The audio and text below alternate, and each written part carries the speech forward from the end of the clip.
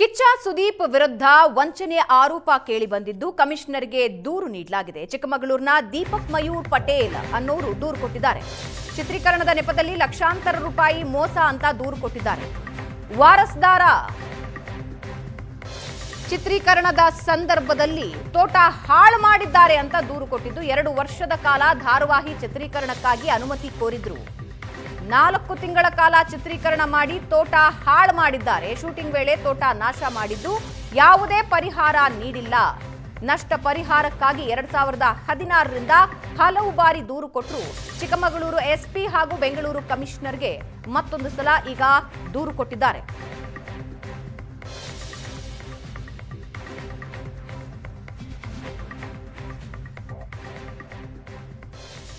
ಕಿಚ್ಚ ಸುದೀಪ್ ವಿರುದ್ಧ ದೂರು ನೀಡಲಾಗಿದ್ದು, ವಾರಸುದಾರ ಧಾರಾವಾಹಿಯ ಸಂದರ್ಭದಲ್ಲಿ 2 ವರ್ಷದ ಕಾಲ ಧಾರಾವಾಹಿ ಚಿತ್ರೀಕರಣಕ್ಕಾಗಿ ಅನುಮತಿ ಕೋರಿದ್ರು.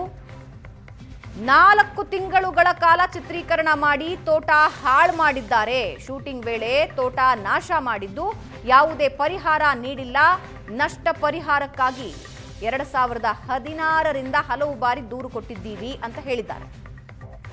ಚಿಕ್ಕಮಗಳೂರು ಎಸ್ಪಿ ಹಾಗೂ ಬೆಂಗಳೂರು ಕಮಿಷನರ್ಗೆ ಈಗ ಮತ್ತೊಮ್ಮೆ ದೂರು ಕೊಟ್ಟಿದ್ದಾರೆ.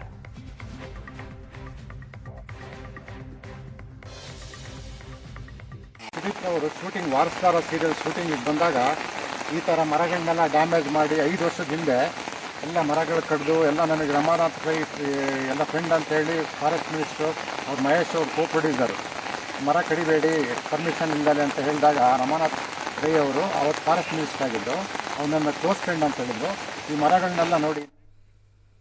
ಈ ಬಗ್ಗೆ ಇನ್ನಷ್ಟು ಡೀಟೇಲ್ಸ್ ಹಂಚ್ಕೊಳ್ತಾರೆ ನಮ್ಮ ಪ್ರತಿನಿಧಿ ಕಿರಣ್. 2016ರಿಂದ ಇವತ್ತಿನವರೆಗೆ ಸಮಸ್ಯೆ ಪರಿಹಾರ ಆಗಿಲ್ವಾ?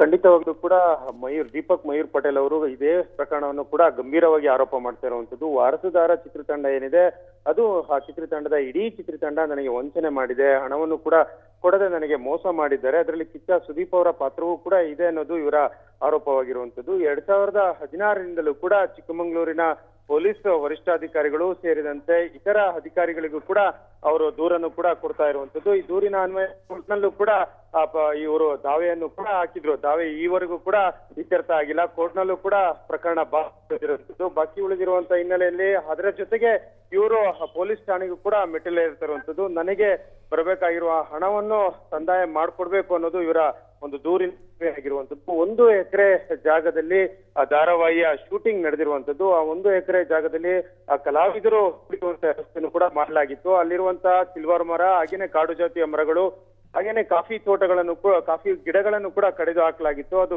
ಬೆಳೆಯನ್ನು ಕೂಡ ಕೊಡ್ತಾ ಇತ್ತು. ಇವೆಲ್ಲವನ್ನೂ ಕೂಡ ನಷ್ಟವನ್ನು ಆ ಚಿತ್ರತಂಡ ಭರಿಸಬೇಕಾಗಿತ್ತು. ಆದ್ರೆ ಈವರೆಗೂ ಕೂಡ ನನಗೆ ಯಾವುದೇ ಹಣವನ್ನು ಕೊಡದೆ ಆ ಚಿತ್ರತಂಡ ನನಗೆ ವಂಚನೆ ಮಾಡ್ತಾ ಇದೆ. ಕಿಚ್ಚ ಸುದೀಪ್ ಅವರು ಇದನ್ನ ಗಮನಿಸಬೇಕು ಅನ್ನೋದು ಕೂಡ ಇವರ ಒಂದು ಆಗ್ರಹವಾಗಿರುವಂತದ್ದು. ಭಾವನಾ.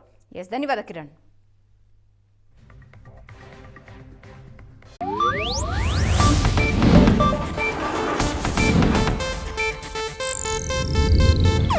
ಇದು ಏಷ್ಯಾನೆಟ್ ನ್ಯೂಸ್ ನೆಟ್ವರ್ಕ್ ಪ್ರಸ್ತುತಿ.